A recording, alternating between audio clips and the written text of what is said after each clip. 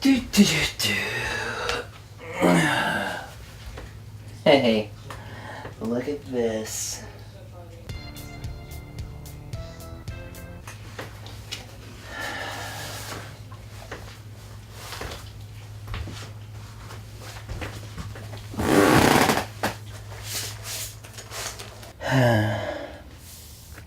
Although the timing raises some eyebrows for me. This announcement came just... An Oculus Rift had a first-person view of The Legend of Zelda, but much more epic.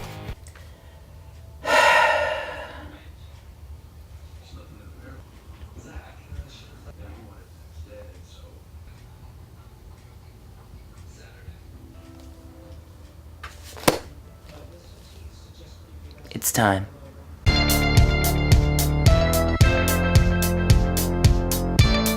Hello there, gamers! Did you miss me? For those of you seeing me for the first time, welcome to the reboot of Almost Gaming. I am your host, Sean Fowler.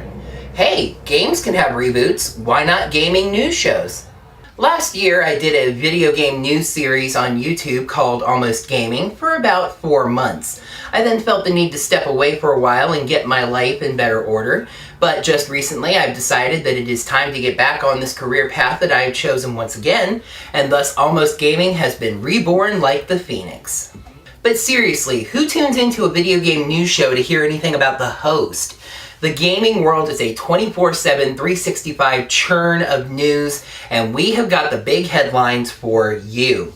Now, to give you a little reminder on the format of this show, we give you the biggest headlines from Nintendo, Sony, Microsoft, PC Gaming, and then we wrap things up with a featured story. We'll start with a quick headline from Microsoft about a certain compilation set that might be making its way to the Xbox One.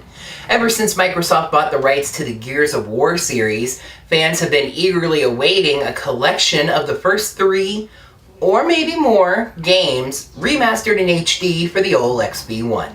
Well, we might have a really big hint brought to us from Xbox's boss.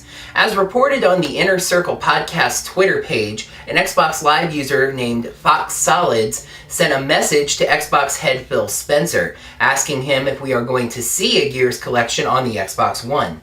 Spencer's reply, "Haha, I can't announce that, but stay tuned." Not like we really have a choice, but that's usually a pretty good indication. Who was next?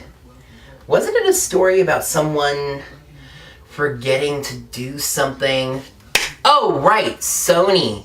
Fans of Ico and Shadow of the Colossus panicked a few weeks ago when the trademark for The Last Guardian came up abandoned. But it turned out that Sony had just forgotten to do the renewal. Well, turns out that wasn't the last time that happened. Early Tuesday morning, DualShockers reported that Sony had lost 5 more of their trademarks due to forgetting to reapply, and one of them was a big one. From Software's Dark Souls successor Bloodborne was one of the titles that was listed as abandoned. Now don't worry, Bloodborne fans, as of early Wednesday morning, Sony had reapplied for the trademark. But hey Sony, maybe you just want to put these dates in your phone? Actually, let's go ahead and stick with Bloodborne and transition over to PC gaming. PC gaming has a lot of advantages, but it does tend to make that community a little bit entitled. Crave Online reports a petition at change.org where the users are requesting, no, really more like demanding, that PS4 exclusive Bloodborne receive a PC release. The petition has received 13,000 signatures out of a goal of 15,000, boosted recently by the game's release. The writer of the petition says that everyone should be able to play the game, and that PC gamers have been betrayed by From Software because their last 2 games did get a PC release. Well, besides hearing about Dark Souls 2 having some serious issues on PC, there's often a reason for exclusivity deals. Besides, I'm a Nintendo fan, so please don't come to me with everyone should be able to play. We'll round the corner with Nintendo. Nintendo's news is really big, but it's also a bit dated, so I wanted to save it for later in the show. Nintendo recently made 2 massive announcements about their gaming future, and both are ones that gamers have been waiting to hear for a while. The first announcement is that Nintendo will be teaming up with mobile gaming company DENA to create Nintendo games for the smartphone platform. Now, you should note this is not legalized emulation. We're not talking about a virtual console system. This is only brand new Nintendo games, as Nintendo has serious concerns about porting games like DS games or 3DS games to a system that doesn't have physical controls. The other announcement was just as anticipated, but even more massive. Nintendo realized that this smartphone gaming announcement might fuel rumors that they were going to be getting out of the game hardware business, focusing on becoming a game publisher making games for other platforms like the smartphone platform. Well, that definitely is not the case, as Nintendo also took the opportunity to announce the first 9th generation video game console. The console is currently called the Nintendo NX, but ask the Dolphin and the Revolution if the first name is ever actually the real name. Actually, at this point it's unclear whether the NX even is a video game console, or a handheld, or both, like the Fusion rumors. It's just that the 3DS is still going strong at this point, and there are some issues with the Wii U. But don't worry, you fans.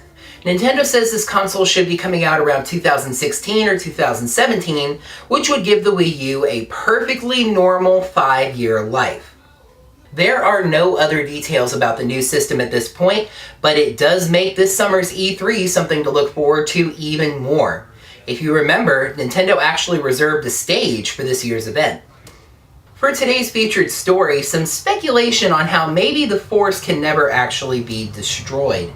There was a great-looking Star Wars game called 1313 in development until Disney purchased the rights to everything Star Wars and shut down the LucasArts gaming studio. When the trademark for 1313 was officially abandoned, it appeared that that was it for this great-looking Star Wars game. However, an article on swtorstrategies.com points out that this may not be the case. They point out that Visceral still owes us a Star Wars game, and that they said that Amy Hennig will be writing the new story for that game. Hennig also is working on Uncharted 4, a game that looks very similar to 1313. They also cite a 2013 interview with a LucasArts representative that says that Disney could always revive the game by licensing the 1313 trademark, and that it would make good business sense for Disney to use the work that had already been done. I do tend to agree, and I also like the article's idea of reviving the game as a tie-in to the new The Force Awakens movie. Movie watchers and gamers like happy endings, so let's hope that 1313, like this very show, rises from the ashes. That's going to wrap things up for the very first edition of Almost Gaming 2.0. I'd like to thank you so much for watching. If you did watch this video, I'd really appreciate it if you would click the like button right down below. Subscribe to the channel to see the show every time it comes out. Leave a comment about anything I talked about, and especially share this with your friends that love video games. Help the show grow. The end slate coming up at the end of the video will feature links to our Facebook and Twitter accounts, as well as that great big subscribe button, and a link to some of the other videos that I make. Once again, thank you so much for watching, and until next time, game on!